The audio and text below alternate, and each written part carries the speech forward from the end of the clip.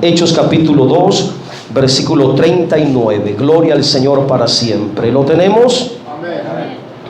Muy bien, si ya lo tiene, dele lectura conmigo en el nombre del Padre, del Hijo y del Espíritu Santo. Le damos lectura. Porque para vosotros es la promesa, y para vuestros hijos, y para todos los que están lejos. Ahí entra usted, ahí entro yo. Para cuantos el Señor vuestro Dios llamare. Oiga, aquí se habla de una promesa. La promesa del Padre. Y ¿saben qué es lo más interesante? Que esa promesa nos incluye a todos. A los cristianos de antes, los cristianos de ahora y los cristianos que vendrán en el futuro. A todos dice, cuantos el Señor vuestro Dios llamare. A nosotros nos llamaron en este tiempo, así que la promesa es para usted, la promesa es para mí. En esta tarde, hermanos, estaré compartiendo esta reflexión que la voy a titular Dos realidades de la promesa del Padre.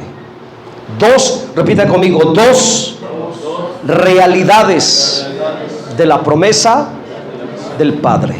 Así que en esta tarde vamos a meditar en una de las bendiciones más grandes del nuevo pacto. La vida de la iglesia, la vida de la gracia, a partir de la muerte y resurrección de Cristo hacia acá. A eso le llamo la vida del nuevo pacto, la vida de la gracia, la vida de la iglesia. Y la bendición más grande en la vida del nuevo pacto es la residencia del Espíritu Santo de manera permanente en la vida de los creyentes. Esa es la bendición más grande, hermanos, que ahora tengamos la presencia, la residencia de manera permanente, de manera continua en nosotros. Escuchen las palabras, en nosotros y sobre nosotros de una manera especial, de una manera real. Es la bendición más grande, hermanos. ¿Por qué? Porque en el antiguo pacto no tenían esa bendición. Ahora, desde el principio, Dios creó y diseñó al ser humano con este propósito. Fuimos creados para contener espiritualmente a Dios. Por eso el ser humano fue creado originalmente como un ser espiritual, diseñado a la imagen y a la semejanza de Dios, para que nosotros sí, en nuestro diseño, en nuestra naturaleza, pudiéramos contener internamente a Dios. Dios desde el principio quiso habitar internamente en la vida del hombre. Por eso lo plantó en el huerto, y dentro del huerto le plantó el árbol de vida en medio del huerto. Si usted lee con atención el relato del huerto del Edén, dice que el árbol de vida que representaba a Cristo, la vida de Cristo, estaba en medio del huerto. Ese bendito árbol estaba en medio del huerto, el árbol de vida. Así que Adán y Eva, comiendo del árbol de la vida, se llenarían de Dios, de la vida de Dios. A su vez, Dios internamente estaría dentro de ellos, porque ellos se alimentarían del árbol de vida. Ese fue el plan original. Dios para eso los creó, para que comieran del árbol de vida, y comiendo del árbol de vida se llenaran de Dios, y Dios habitara a plenitud internamente de ellos. Sin embargo, conocemos la historia. Ellos, en lugar de comer del árbol de vida, comieron el árbol de muerte, y uno se llena de lo que come, uno contiene de lo que come. Ellos comieron muerte, se llenaron de muerte. Por eso el ser humano muere. Pero en el plan original de Dios no estaba contemplado que el ser humano muriera, sino que el ser humano viviera para siempre. Y que tuviera a Dios como contenido internamente. El ser humano fue creado en un diseño diferente. Hermanos, los animales, que son criaturas también de Dios, pero ellos no pueden contener a Dios. No pueden contener a Dios, porque son del polvo meramente. En cambio, el ser humano, aunque el cuerpo es del polvo, pero su alma tiene naturaleza espiritual, porque el alma es el fruto del soplo de Dios. Y en ese aspecto espiritual, el alma y el espíritu humano, que tiene naturaleza espiritual, sí podemos contener a Dios. En nuestro espíritu humano Dios puede habitar, quiere y desea habitar. Entonces, hermanos, el ser humano es una criatura espiritual, superior a los animales. Hermanos, somos más que un bulto de carne y de hueso. Somos seres espirituales en lo más profundo de nosotros, con un diseño único, diferente a todas las demás criaturas. Fuimos creados y diseñados como un recipiente. Por eso la Biblia usa figura de que nos compara como una copa, nos compara como vasos de honra. Esas figuras dan la idea de que fuimos creados para contener a Dios. Sin embargo, hermanos, el pecado vino a destruir internamente y espiritualmente el diseño perfecto de Dios. Por causa del pecado, el ser humano se convirtió en una persona imposibilitada como pecador para contener a Dios internamente en su espíritu. Sin embargo, eso no detendría el propósito original de Dios de querer vivir, de querer habitar internamente dentro del hombre. Ahí es donde entra el plan de redención para recuperar al pecador que estaba muerto y ponerle vida en lo profundo de su espíritu. Ahora, retomo un poquito lo del antiguo pacto.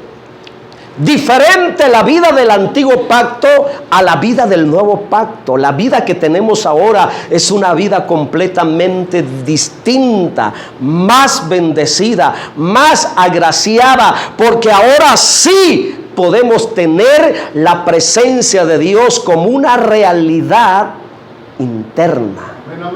En el antiguo pacto, el Espíritu Santo no moraba en aquellos creyentes. No estaba de manera permanente en ellos, porque la obra de redención y resurrección todavía no estaba hecha en Cristo. Fue a partir de la redención que el Espíritu Santo viene como promesa y como la bendición más grande para habitar en todos los creyentes. Ahora, va a entender esto con los ejemplos que les voy a dar. En el antiguo pacto hubieron muchos hombres que fueron usados poderosamente por el Espíritu Santo. Pero el Espíritu Santo venía esporádicamente sobre ellos. Ocasionalmente venía sobre ellos. Según el propósito de Dios, venía, los tomaba y en ese momento, en ese tiempo, se convertían en instrumentos poderosos para cumplir propósitos en la voluntad de Dios. Pero el Espíritu Santo en ellos, en los que vivieron en el antiguo pacto, no estaba de manera permanente. Venía externamente, y cuando terminaba el propósito en la vida de esos hombres, el Espíritu Santo los dejaba. Por ejemplo, Sansón. Vamos a poner el ejemplo de Sansón, un hombre que cuando tenía el Espíritu Santo no había diablo ni ejército, nada que lo detuviera, hermanos. Se convertía en un superhéroe, invencible, indestructible, cuando el Espíritu Santo venía y lo tomaba. Pero cuando el Espíritu Santo lo soltaba, hermanos, era presa de su propia concupiscencia. Su propia concupiscencia lo derrotaba. Pero cuando el Espíritu venía sobre él, no había ejército humano que lo pudiera detener, que lo pudiera derrotar. Pero cuando el Espíritu Santo lo soltaba, los propios deseos malignos de su cuerpo lo vencían. ¡Qué ironía, hermanos! Que externamente con el Espíritu Santo nadie lo destruía, nadie lo vencía, pero cuando el Espíritu Santo lo soltaba, su propia naturaleza humana lo derrotaba. Qué irónico, ¿verdad? Qué enseñanza. Porque cuando el Espíritu está con nosotros, no hay nada que nos pueda derrotar. No hay diablo, no hay demonio, no hay prueba, no hay circunstancia que nos pueda derrotar. Pero cuando el Espíritu Santo no radica internamente, hermanos, nuestra propia carne nos puede vencer. De ahí la importancia y la necesidad de mantenernos llenos del Espíritu Santo. Vamos a mirar un ejemplo. Jueces 14:6. Yo quiero que me acompañen rápidamente con la palabra, hermanos, para dar estos ejemplos. Jueces 14:6. Gloria a Dios. Santo. Jueces 14:6. Solamente la primera frase del texto doy lectura. 14:6 de Jueces. Si ya lo encontró, gloria a Dios. Y si no, solamente escuche. Yo quiero avanzar en el mensaje. Y dice: el Espíritu de Jehová, mire la frase, vino sobre Sansón. O sea que no estaba en él. No estaba en él. Me da a entender, vino refiriéndose a algo externo, algo fuera de él. No vivía en él el Espíritu Santo. No estaba en él. Venía sobre él. El Espíritu de Jehová vino sobre Sansón.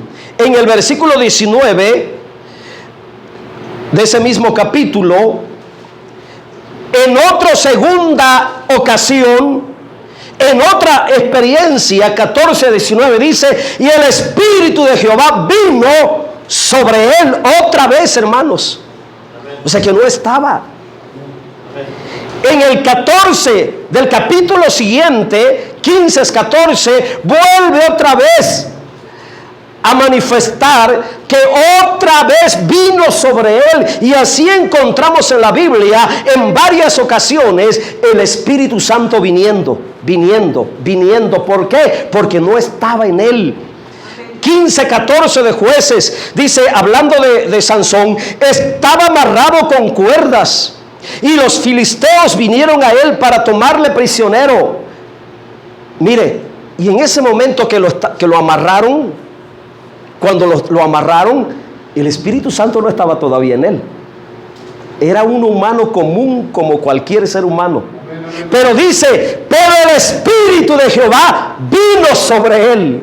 O sea que mientras lo estaban amarrando, vulnerable, como un corderito manso e indefenso, hermanos, dice que el Espíritu Santo en ese momento vino sobre Sansón para librarlo de la muerte. Y cuando el Espíritu desciende externamente, exteriormente en él, hermanos, dice que las cuerdas se reventaron.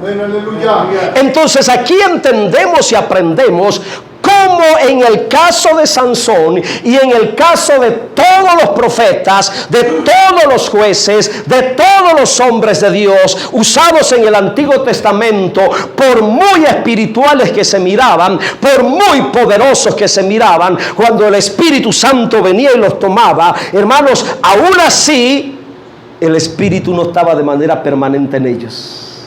Venía, descendía, los tomaba y se convertían en hombres, hermanos, invencibles para hacer el propósito de Dios. Igual Elías, cuando estaba ya en el monte, hermanos, en el sacrificio de aquel día, cuando el buey, el agua y todo lo demás, el Espíritu Santo estaba con Elías ahí.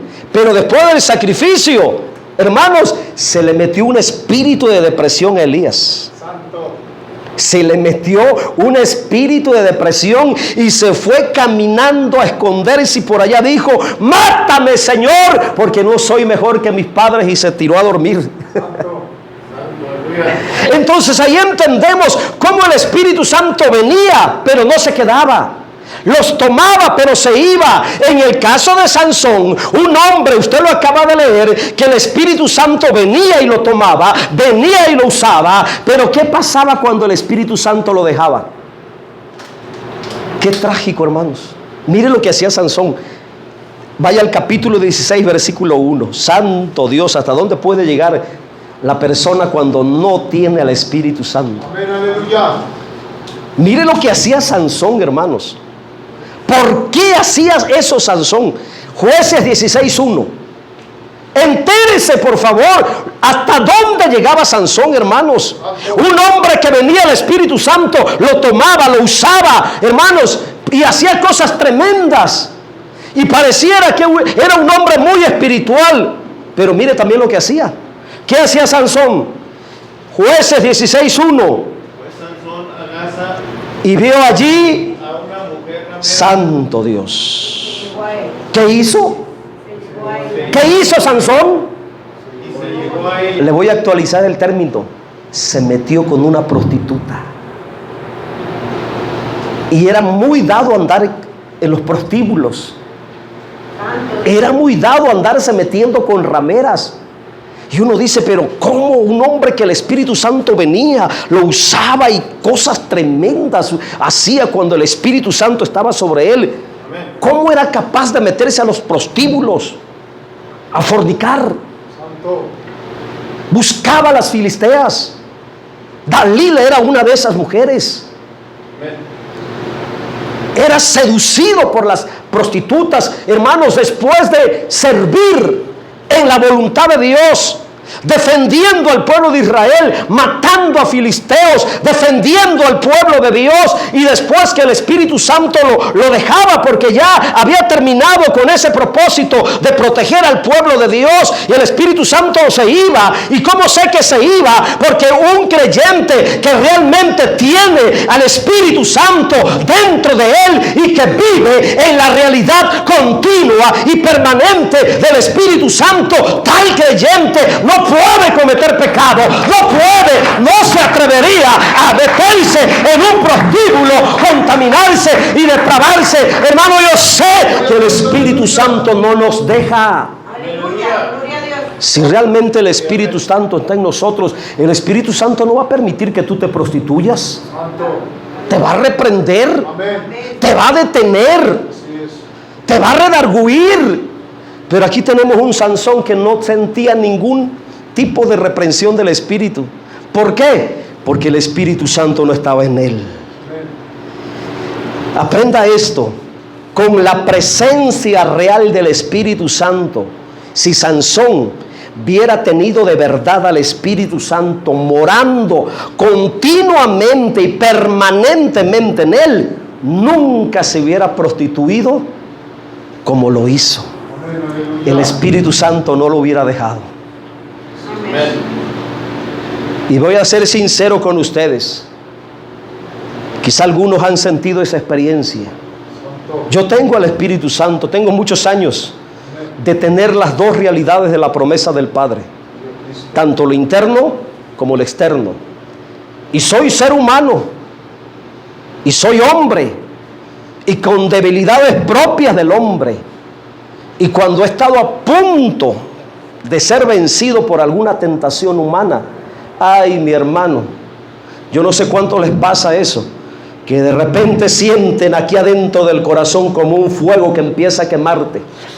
Empieza a arder aquí adentro y empieza el corazón a palpitar, y yo digo, gracias Espíritu Santo, porque me estás advirtiendo de que tenga cuidado, de que no vaya a caer, de que no le vaya a dar lugar a esto pecaminoso. Oye, hermano, cuando el Espíritu Santo está en ti, Él te protege, te advierte, te habla en sueño, te inquieta profundamente, te advierte. Es como un semáforo, es algo interno, hermano. Quizás no lo puedo explicar porque es una realidad espiritual, pero cuando el Espíritu Santo vive realmente en ti, no podrás pecar con facilidad. Ya no se puede pecar con facilidad, mi hermano.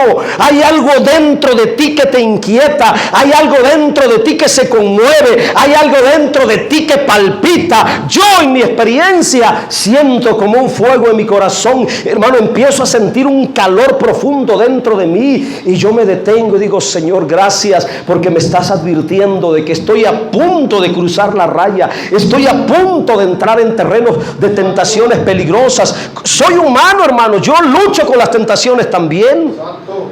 Pero si no he cedido al pecado, si el pecado no me ha gobernado y no me ha vencido, es por la gracia y la presencia del Espíritu Santo que está en mí. Bendito sea el nombre del Señor. Gloria a Dios.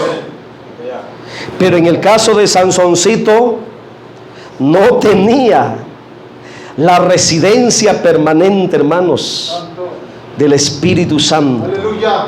Para nosotros, regresémonos a Hechos 2:39, dice que para nosotros es promesa. ¿Y en qué consiste esa promesa? Habla de la presencia del Espíritu Santo morando para siempre, internamente. ¿En quiénes? En nosotros. Y es para nuestros hijos. Escuchen las palabras de la promesa.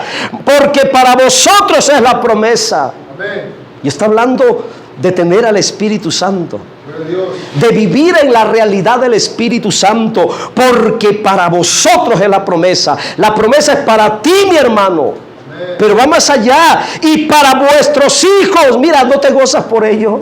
Aleluya, gloria a Dios. Esta promesa es para mi hija Suri. Y yo deseo con toda mi alma que ella pueda conocer al Espíritu Santo así como yo lo he conocido. Y deseo con toda mi alma, mi hija, que te llenes del Espíritu Santo así como yo me he llenado. Y que aprendas del Espíritu Santo así como Él me ha enseñado muchas cosas de manera personal. Son más las cosas espirituales, las realidades espirituales que el Espíritu Santo me ha enseñado directamente, personalmente, que lo que aprendí en un instituto bíblico. Porque cuando tú empiezas a vivir con el Espíritu Santo, a conocer al Espíritu Santo, Él te va guiando a toda verdad, porque para eso vino, para guiarnos a toda verdad. El Espíritu Santo también es la unción, y dice que la unción que permanece en nosotros nos enseñaría todas las cosas. Gloria a Dios por la presencia del Espíritu Santo. Ahora, en ese texto, si está conmigo en Hechos 2:39, vuelva a leerlo. Hay tres cosas en ese texto, hermano. Hay tres cosas que yo quiero que usted mire. Hechos 2:39. Hay tres cosas ahí. Primero, examínelo conmigo, porque la Biblia hay que examinarla, hay que meditarla. Hay tres cosas ahí. Primero, es una promesa personal. Es una promesa personal. Es para vosotros. Ahí entra lo personal. Es para ti, mi hermano. Tú debes estar lleno del Espíritu. Usted debe de vivir en la realidad del Espíritu. Usted debe de buscar la realidad del Espíritu. Y para eso estoy en esta tarde, para mostrarte por la palabra, para enseñarte por la palabra cuál es la realidad de la promesa, la realidad del Espíritu. Número dos, yo veo que es una promesa generacional.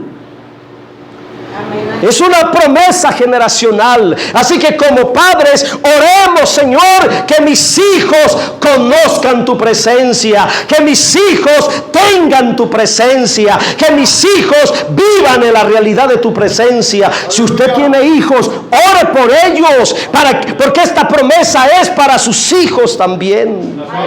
Bienaventurados serán si sus hijos logran experimentar y conocer la realidad del Espíritu Santo, así como usted la ha conocido, así como usted la tiene. Pero yo veo un tercer aspecto aquí.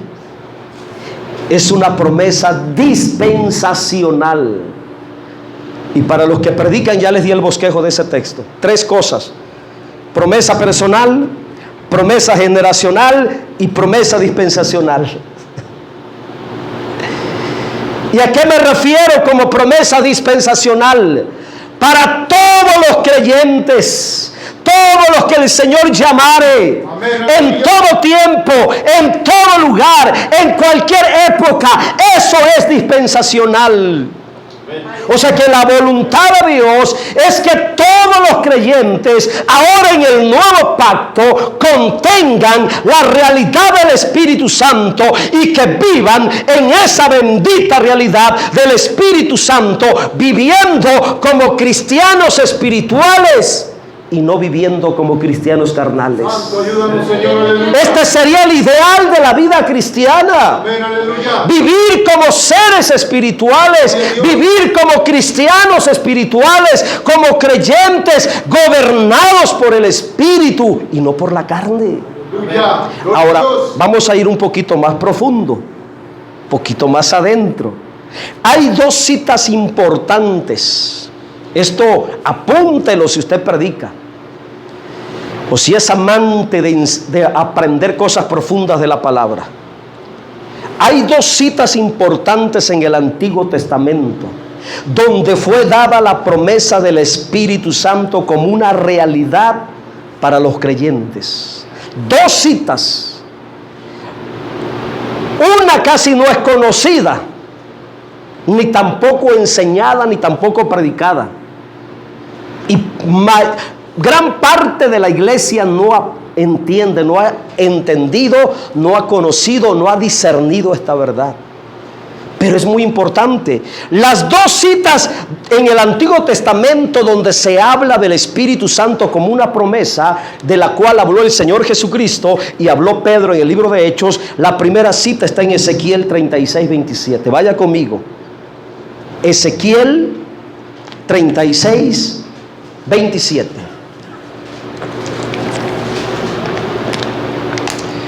Ezequiel 36, 27. Y solamente la primera parte.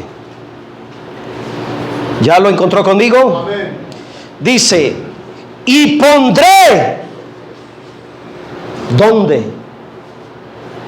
36, 27 de Ezequiel. Y pondré dentro. Mire, si ustedes de lo que les gusta subrayar la Biblia, subraye la palabra dentro. Dentro, dentro, dentro, muy importante. Esa es la primera realidad de la promesa del Padre. Es la primera realidad. ¿Dónde dijo Dios que pondría el Espíritu Santo? Dentro. Es decir, acá dentro, en lo profundo. Amén. En lo profundo. El profeta Ezequiel, por revelación, profetizó que recibiríamos al Espíritu Santo, el Espíritu de Dios, como una promesa dentro de nosotros. Amén. Aleluya. Internamente dentro de nosotros. Y muchos creyentes se quedaron con esa parte de la promesa del Padre. Por ejemplo, a veces menciono cosas, pero lo voy a decir, no hay problema. Yo tengo mis bases bíblicas, teológicas para sustentar lo que estoy diciendo. Aleluya. Los creyentes presbiterianos, los creyentes bautistas, aquellos que no creen en la llenura ni en el bautismo del Espíritu Santo, se quedaron solamente con esta realidad de la presencia del Espíritu Santo internamente. Y por eso muchos niegan el hablar en lenguas. Por eso muchos niegan el bautismo del Espíritu Santo. No creen en la llenura del Espíritu Santo, en el bautismo del Espíritu Santo, porque solamente conocen la primera realidad de la promesa del Padre, que es un asunto interno, Amén. adentro, adentro. Pero hay otro texto en la Biblia que habla de la segunda realidad de la promesa del Padre y tiene que ver con el aspecto externo. Y es ahí donde entra el Pentecostés. Donde el Pentecostés busca la llenura, busca el bautismo. Pero ¿sabe cuál es la tragedia de nosotros los pentecosteses? Que nos enseñaron solamente lo externo, lo visible, el hablar en lenguas, la llenura, los dones, los milagros, las sanidades, pero poco conocemos de la primera realidad del Espíritu Santo como vida interior. Amén. Aleluya. Es más, muchos pentecosteses, hermanos, no saben nada de la experiencia del Espíritu Santo como vida interior. Buscan lo externo del Espíritu y omiten o ignoran lo interno del Espíritu. La promesa del Padre tiene dos realidades: la parte interna y la parte externa. Aquí estamos en Ezequiel, acuérdese, Ezequiel 36, 27, está hablando de una realidad interna. Pondré dentro, metas esa palabra en lo profundo de la conciencia, dentro de usted, dentro de nosotros, en lo más profundo de tu ser, dice Dios, hablando por el profeta Ezequiel, ahí pondré mi espíritu para que viva, para que permanezca, para que se mantenga. Así que buscaré la realidad del espíritu internamente en mí, y si ya lo tengo, cuidaré que se mantenga internamente dentro de mí. ¿Y cómo cuidaré? Evitando todo aquello que constricte al espíritu, gritería, maledicencia, enojos, porque todo eso constricta al espíritu. Así lo dice la palabra. Ahora, ¿cuál es la otra cita donde habla de la realidad de la promesa del espíritu? Es la más conocida. ¿Cuál es? ¿La conocen ustedes? Joel capítulo 2 versículo 28 es la que más nos enseñan, es la más popular en nosotros los pentecosteses. Por eso creemos en el bautismo del Espíritu, por eso creemos en las lenguas, por eso creemos en los dones, por eso creemos en las sanidades, en los milagros, manifestaciones, hermanos, porque solamente nos enseñaron una parte. Pero aquí estamos aprendiendo que hay dos realidades. Joel 2:28. Ahora vamos a mirar, y a mirar con mucho detalle. Dice: después de esto derramaré mi espíritu, y subraya la palabra sobre. Ya no dice dentro, ¿verdad?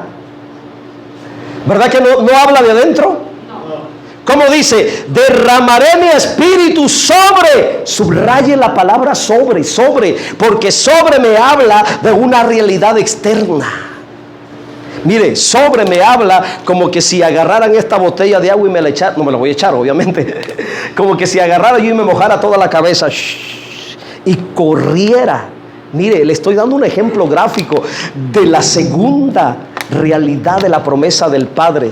Cuando Dios viene y derrama de su espíritu sobre ti y te baña, te empapa, hermanos, externamente te cubre con esa gracia, hermanos. Por eso miramos al Señor Jesucristo, no solamente teniendo la realidad interna del espíritu cuando fue concebido en el vientre de María, ahí recibió el Espíritu Santo internamente como vida, pero en el bautismo dice que el Espíritu Santo viene sobre él, lo empapa, lo llena, lo abraza, lo satura. Y cuando empieza a predicar, de repente una mujer toca el borde de su manto y dice: ¿quién me tocó? Porque yo sentí que el poder que está sobre mí, hermano, salió. Alguien me ha tocado. Hermanos, el poder de Dios estaba hasta encima de su ropa. Hasta en la ropa estaba la presencia del Espíritu Santo. Esa es la segunda realidad de la promesa del Padre. Oh, mi hermano, les estoy hablando cosas muy profundas de lo que es la promesa del Padre en su aspecto interno y en su aspecto externo. Ezequiel habló del aspecto interno: pondré dentro de vosotros. ¿Cuántos lo tienen? Usted ya tiene esa promesa, hermanos. En el momento en que recibió a Cristo, usted recibió internamente al Espíritu Santo. Ya lo tiene, ¿verdad? Ah, pero si yo le pregunto, ¿ya lo tiene en la segunda realidad?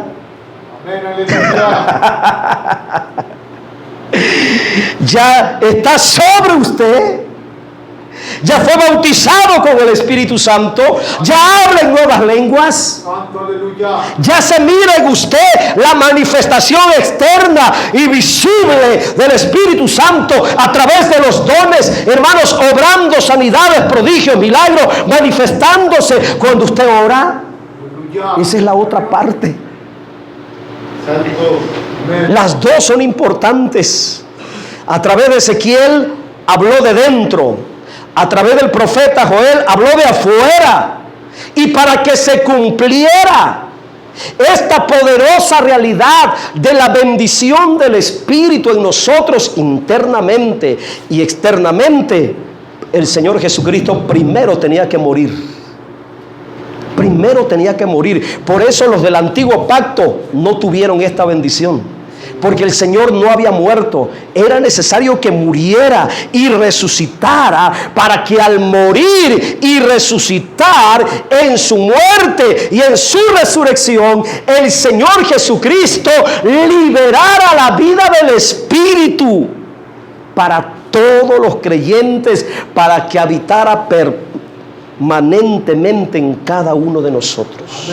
Ahora mire, vamos a ir un poquito más adelante.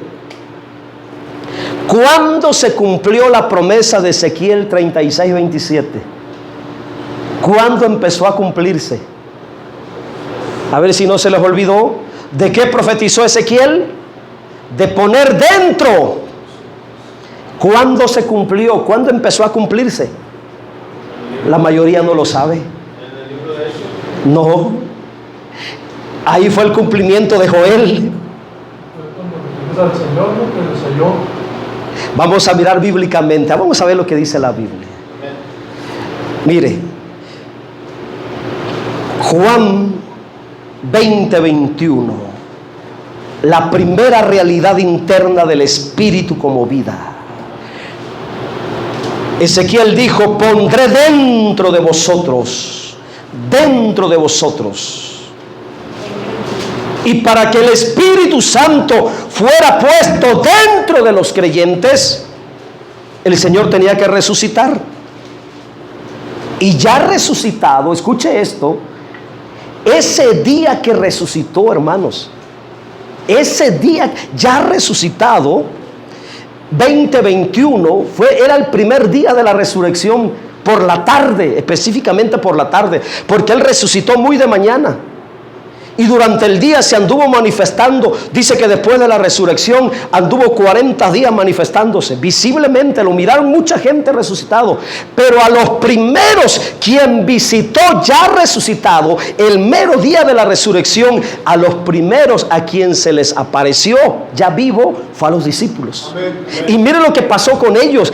20:21. Entonces Jesús le dijo otra vez: paz a vosotros. Hermanos, estaban tristes. No lo habían visto resucitado. Pensaron que todavía estaba en la tumba o que había desaparecido. Pero en ese momento el Señor aparece ahí en la casa donde estaban encerrados, todos tristes, acongojados. Por eso el Señor le dice: paz a vosotros. Como me envió el Padre, así también yo os envío. ¿Y qué fue lo que hizo? Versículo 22. Y habiendo dicho esto, ¿qué hizo? Dijo: recibid el Espíritu Santo Dios. Ahí se cumple la palabra: pondré dentro de vosotros mi espíritu. Dice que hizo.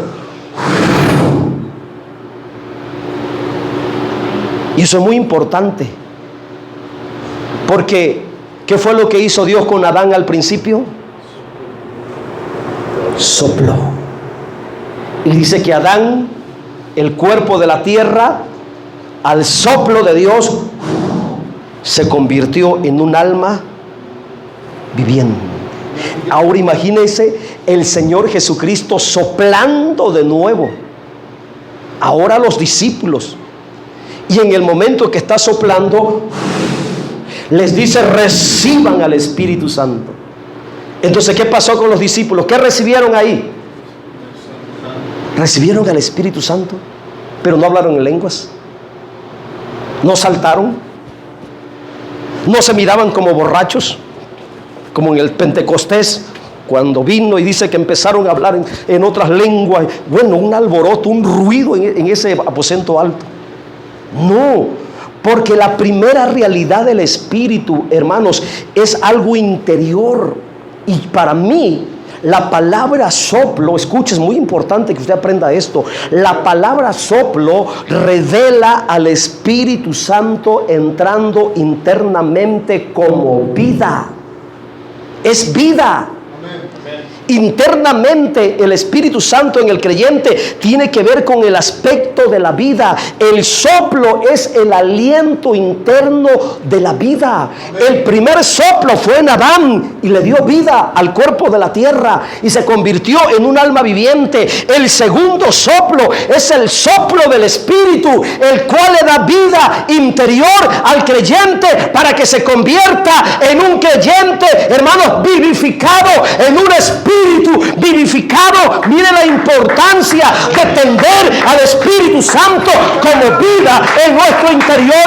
En eso consiste la vida en abundancia. ¿Por qué muchos creyentes se deprimen? Porque muchos creyentes se desaniman, porque muchos creyentes se desalientan, peor aún, porque muchos creyentes le vienen pensamientos de suicidio, porque muchos creyentes se han suicidado. Hermanos, una pastora apenas en las redes sociales por ahí pareciera que se suicidó, hermanos. Y muchos se han suicidado. ¿Por qué? Porque no tienen al Espíritu Santo internamente como vida. Cuando el Espíritu Santo te llena internamente como vida, no habrá desaliento, no habrá desánimo, no habrá depresión, no habrá obsesión, no habrá nada internamente que te mate, que te acabe, que te destruya, que te derrote. El Espíritu Santo será tu vida. Vida de tu alma, vida de tu ser. Cuán importante, hermanos, es la primera realidad del Espíritu. El soplo es el principio de la vida vital. Es el soplo, hermanos, lo que da vida. Y esta es la primera realidad, hermanos. Tener al Espíritu como vida. Es mi vida. Andaré en esta nueva vida. Al soplar en ellos, internamente les metió el Espíritu Santo. Recibieron internamente el Espíritu Santo, pero no estaban llenos. No tenían el bautismo. Estaban incompletos. Ya tenían internamente al Espíritu Santo y no hubo ninguna manifestación. Simplemente reciban el Espíritu Santo y entró. Ahora vaya conmigo a 24:49. Lucas 24:49. Lo mismo, cuando usted recibió a Cristo, usted recibió al Espíritu Santo como vida. Pero hay algo más. Hay algo más que es para ti. Porque la promesa es para ti. La promesa completa es para mí. Ya resucitado y ya teniendo al Espíritu Santo internamente como soplo. Lucas 24:49. ¿Qué les dijo el Señor? He aquí, yo enviaré la promesa de mi Padre sobre vosotros, pero quedaos vosotros en la ciudad de Jerusalén. ¿Hasta qué? Seáis investidos del poder desde lo alto. Hasta que seáis investidos de poder de lo alto. ¿De qué estaba hablando ahí? ¿De Ezequiel o de Joel? De Joel. De Joel. Ya habían recibido al Espíritu internamente como había profetizado Ezequiel. Lo recibieron como soplo. Ahora les faltaba recibirlo como poder, así como había profetizado Joel. Y esta es la segunda realidad, la realidad externa de la promesa del Padre, el Espíritu Santo como poder de Dios sobre nosotros. Sobre nosotros. Y quiero ser claro en esto: el Espíritu Santo como poder de Dios sobre nosotros. Por eso, hermanos, cuando el creyente tiene esta realidad del poder de Dios sobre él, puede tocar a las personas y las personas van a caer. Puede tocar a las personas y las personas van a sentir un fuego en su propio cuerpo. Hermano, va a sentir cuando va a ministrar o va a orar por otra persona, va a sentir que las manos se les van a poner caliente. Ahí está el poder de Dios. El cuerpo caliente. El cuerpo se entume, hermanos, como si corrieran corrientes de electricidad. A veces yo siento, hermano, que por aquí como que fluye algo. Y es ahí lo que el Señor Jesucristo dijo de los ríos de agua viva. El poder derramado. ¿Qué dijo Joel? Joel 2:28 dice: y después de esto derramaré mi espíritu sobre. Eso fue lo que sucedió en Pentecostés. Sobre toda carne citarán vuestros hijos, vuestras hijas, vuestros ancianos soñarán sueños y vuestros jóvenes verán visiones. Todo eso tiene que ver con la segunda realidad de la promesa del Padre. Aquí la palabra clave es sobre, ya no dentro, ya no como soplo, ya no como vida, sino como poder derramado sobre. Hermanos, la palabra sobre indica que es externo, que es una experiencia de ser ungido externamente. Esa es la realidad de nosotros como poder de Dios. Vamos a Hechos 1:4. Hechos 1:4. Ya voy casi cerrando el mensaje, hermanos. Hechos 1:4. Se vuelve a reafirmar la orden dada en Lucas, ya que Lucas y Hechos, hermanos, es el mismo escritor. El Evangelio de Lucas y Hechos es lo mismo. Y aquí otra vez Lucas en el libro de Hechos retoma la ordenanza del Señor Jesús resucitado y le dice 1:4 de Hechos: y estando juntos les mandó que no se fueran de Jerusalén, sino que esperasen la promesa del Padre, la cual les dijo: oísteis de mí. Porque Juan ciertamente bautizó en agua, mas vosotros seréis bautizados con santo. Y esta promesa es para ti, es para mí. Amén. Ok, ya tenemos al Espíritu Santo como vida. ¿Qué nos falta ahora? ¿Qué falta ahora? Tener la promesa del bautismo. Recibirlo sobre. Estar ungido. Estar empapado. Hermanos, 10 días después que el Señor dio esta orden, pasaron los días, llegó la fiesta de Pentecostés. Ustedes lo saben. Hechos capítulo 2. Eran las 9 de la mañana. 9 de la mañana. 9 de la mañana. Estaban 120 allá en la segunda planta de un lugar llamado Aposento Alto. ¿Y qué estaban haciendo ahí los 120? ¿Saben qué me sorprende, hermanos? Que cuando la iglesia está unida, escuche esto y aprendan esto, pastores.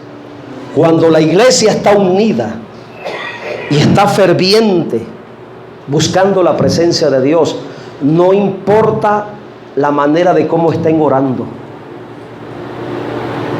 Pueden ser que estén orando de rodillas, pueden ser que estén orando de pie, o pueden ser que estén sentados orando.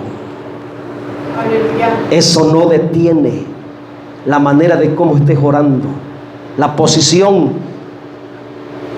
La Biblia dice, mire lo que dice, mejor mire lo que dice. Aleluya, gloria a Dios. Hechos 2, se cumple lo que Joel profetizó. Amén, aleluya. La realidad número 2 de la promesa del Padre, la realidad externa. Hechos 2. Cuando llegó el día de Pentecostés, dice que estaban todos unánimes juntos. Estaban juntos. Eran 9 de la mañana. A primera hora, y se cumplió la promesa de Joel, versículo 2. Mire, y de repente vino del cielo un estruendo como de un viento recio. Ya no era un soplo. Cuando les dio el Espíritu Santo como vida, dice que sopló el Señor así: reciban. Amén. Pero cuando les daría externamente el Espíritu Santo con poder, dice que fue como un viento recio. El viento representa el poder. Poder. Ya no recibirían al Espíritu Santo internamente, ya lo tenían. Y como dijo el hermano de atrás, ya estaban sellados con el Espíritu Santo internamente. Ahora les faltaba la unción, el poder, el dunamis en palabras griegas. De ahí viene la palabra dinamita, aquello que rompe, aquello que hace pedazo. La dinamita del Espíritu, el poder del Espíritu, el dunamis del Espíritu. Y dice que, hermano, vino la manifestación como un viento recio que soplaba, mira, el cual llenó toda la casa donde estaban. ¿No estaban de rodillas? Hoy queremos encajar al Espíritu Santo, y aunque encajemos al Espíritu Santo en una posición de oración, hermano, si no hay unidad, no va a descender. Pero si estamos unidos, quizá unos tirados de panza, quizá otros sentados porque ya se cansaron de estar orando muchas horas, quizá otros de pie porque ya no aguantan estar orando porque se les entumieron las rodillas y están orando de pie. El asunto es que cuando el pueblo, los creyentes, están de verdad metidos con Dios, buscando la presencia de Dios, no importa si están en la tierra, en la silla, de pie, ahí puede manifestarse. Y puede venir, y puede llegar, y puede caer el Espíritu, no como vida, porque ya lo tienen, sino como poder de lo alto. Aleluya. Eso fue lo que sucedió en Pentecostés, Gloria a hermanos. Dios, aleluya. Dice que, versículo 3, y se les aparecieron lenguas repartidas como de fuego, asentándose sobre cada uno de ellos. 4, ahí está la realidad externa. Y fueron todos llenos del Espíritu Santo. Aleluya. No era algo interno, era algo externo. Santo. Amén. Era la llenura, era el ser ungidos con poder. Y la evidencia que ha prevalecido en las Escrituras es el hablar en nuevas lenguas. No es una regla, pero sí es una evidencia en la palabra. Hermanos, y lo que recibieron ellos, las dos realidades, primero como soplo interno de vida y como poder derramado, es la promesa completa de lo que prometió el Padre. Aleluya. Y esa promesa es para ti, para tus hijos, para todos los que el Señor llamare. Aleluya. Santo. Tengo mucho más que enseñarles, pero me voy a detener ya, respetando el tiempo. No sé cuánto tiempo tengo, pero hermanos, si ya usted tiene la primera realidad del Espíritu como vida y se siente bien, lleno, contento, en paz, gozoso, eso tiene que ver con la vida. El que usted se sienta motivado, alegre, aleluya, al culto, gloria a Dios, eso tiene que ver con la vida. El que usted diga, Señor, me gozo leyendo la palabra, eso tiene que ver con la vida. El que usted se goce en la oración, en el ayuno, en la alabanza, el que cante con la alegría, eso tiene que ver con la vida. Amén. Pero usted necesita el poder. Amén. Usted necesita el poder. Dije que iba a terminar, pero mire, solamente le voy a repasar rápidamente, ya termino. Porque es importante las dos razones. Las dos realidades son importantes. Las dos realidades, tanto interno y externo, es importante. Porque cuando tenemos al Espíritu Santo como realidad interna, aprenda esto. Ezequiel 36:27, voy a terminar el texto porque no lo terminé. Si se dio cuenta que no terminé Ezequiel 36:27, lo dejé a medias. Yo soy un predicador honesto y voy a terminar la palabra. Vaya conmigo a Ezequiel 36:27. Gloria a Dios. Mire, y ya terminamos con esto. Miramos Ezequiel y después regresamos a Hechos a ver el porqué. Gloria a Dios. Vaya conmigo, dos razones poderosas. Primero, Ezequiel 36:27. Y pondré dentro de vosotros mi espíritu. ¿Y para qué? ¿Para qué? Ahí está la respuesta. ¿Por qué necesitamos tenerlo dentro? Dentro. Olvídese de que Dios me use y caiga en las personas. Olvídese de eso por un momento. Céntrese en esto de tener al Espíritu Santo como vida internamente. Ahí está. Y haré que andéis en mis estatutos y guardéis mis preceptos y los pongáis por obra. Si usted tiene el Espíritu Santo como vida, usted no tiene por qué andar batallando para obedecer. Amén. ¿Saben quiénes batallan para obedecer? Los que no tienen al Espíritu Santo como vida. Todo creyente que tiene el Espíritu Santo internamente como vida, por la naturaleza del Espíritu, la nueva vida que tiene del Espíritu, va a ser un creyente que va a tener la capacidad para obedecer la palabra de Dios. Lo que otros no pueden, Él podrá hacerlo. Cuando otros no quieren, Él dirá: me someto a la palabra, le haré caso a la palabra, viviré por la palabra. Se le dará obedecer la palabra como pez en el agua. Porque teniendo al dueño de la palabra dentro de uno, te capacita para poder obedecer lo que el dueño de la palabra escribió para nosotros. ¿Y quién es el dueño de la palabra? El Espíritu Santo. ¿Quién escribió la palabra? El Espíritu Santo. Entonces, ¿para qué necesito tener la realidad interna del Espíritu? Para que yo pueda vivir en obediencia. Si no tengo al Espíritu Santo, esto para mí será letra muerta. Si no tengo al Espíritu Santo internamente, esto para mí será un libro de hombres. Si no tengo al Espíritu Santo internamente, hermano, yo no podré entender, y muchas cosas serán locura, porque con la mente natural no se puede entender las cosas del Espíritu. Pero cuando yo tengo al Espíritu Santo interno en mí como vida, entonces yo voy a la palabra y me gozo, yo voy a la palabra y me alimento, yo voy a la palabra y recibo, yo voy a la palabra y me lleno. ¿Por qué? Porque el que escribió la palabra está dentro de mí, y como conozco y tengo al autor de la palabra, entonces puedo entender desde adentro los pensamientos de la palabra, puedo entender desde adentro la vida de la palabra, el propósito de la palabra, el mensaje de la palabra. Ya no es asunto de afuera, sino de adentro. ¿Se da cuenta lo poderoso?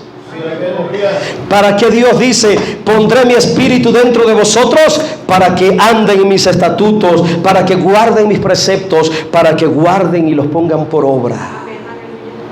Ahora, ¿para qué tenerlo externamente? La otra realidad, otra razón, Hechos 1:18. Aleluya.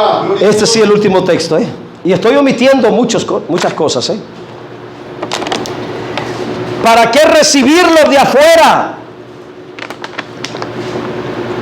¿Para qué recibirlo sobre? Santo Dios, aquí voy a pegar duro en la conciencia. Prepárense, porque le va a pegar duro esto. Mire, esto es el por qué lo tenemos que recibir como poder. Dice 1:8: pero recibiréis poder. Recibiréis poder. Es promesa. Es parte de la promesa del Padre. Amén. Pero ¿cuándo yo recibiré ese poder? ¿Cuándo? Cuando haya venido sobre. Ya no es asunto de adentro, ya lo tengo dentro. Como vida ya lo tengo. Pero me hace falta que venga, que caiga y que me arrope, que me llene, que me vista, que me abrace, que me sature. ¡Ay, Señor! Eso cambia. Porque cuando viene sobre, entonces dice que recibes el poder. Y cuando tienes el poder, porque ya lo recibiste, entonces dice: me seréis testigos en Jerusalén, en Judea, en Samaria y hasta lo último de la tierra. Eso habla del evangelismo. Es cuando tengo el poder, yo me planto en el seguro y empiezo a predicar con autoridad, con denuedo, con libertad. Yo me planto en la segunda y empiezo a hablar con poder, con autoridad. Yo me pongo a predicar y empiezo a hablar con poder, con autoridad, con denuedo, con sabiduría, con discernimiento. ¡Ay, Dios mío! Poder de Dios es lo que hace falta para salir a evangelizar. Los creyentes, cuando no tienen el poder de Dios, son cobardes para predicar allá afuera. son cobardes para evangelizar, son cobardes para dar testimonio, son cobardes para anunciar el evangelio. Les tiemblan las piernas cuando empiezan aquí a tomar parte. Pero el creyente que tiene el poder de Dios, del Espíritu Santo, no solamente como vida, sino que lo tiene como unción, nada más que le den un micrófono, ay Dios mío, Aleluya. sea afuera o sea adentro, y a veces sin micrófono, Amén. uno se para, hermanos. Y la palabra ser testigo habla de evangelizar, anunciar, declarar y estar dispuesto a dar testimonio de la resurrección de Cristo, aunque te maten, Aleluya.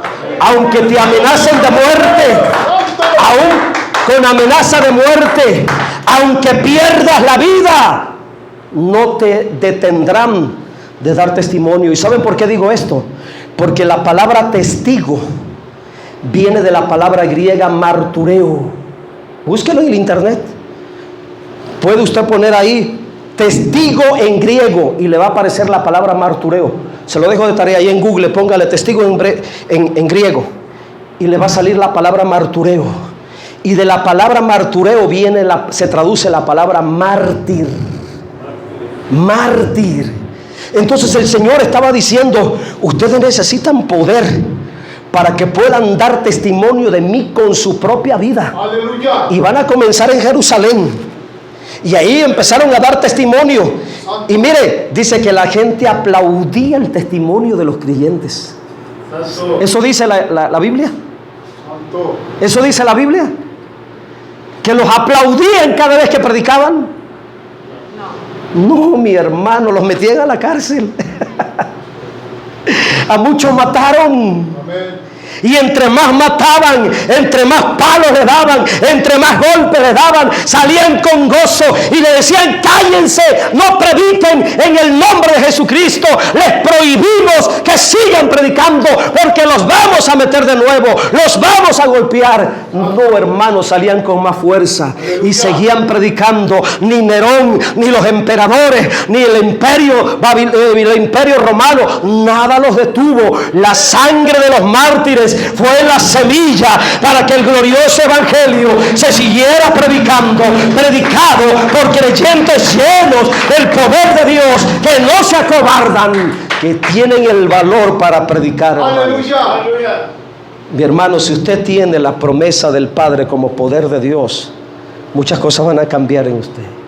Aleluya. Aleluya. ¿Cómo hace falta esto, verdad? Santo. Aleluya. ¿Cómo hace falta llenarnos del poder de Dios? Amén. De que salgan a evangelizar es bueno, pero será diferente cuando vayan en el poder del Espíritu. Aleluya. En el poder del Espíritu. Ahí todo cambiará. Póngase en pie, por favor.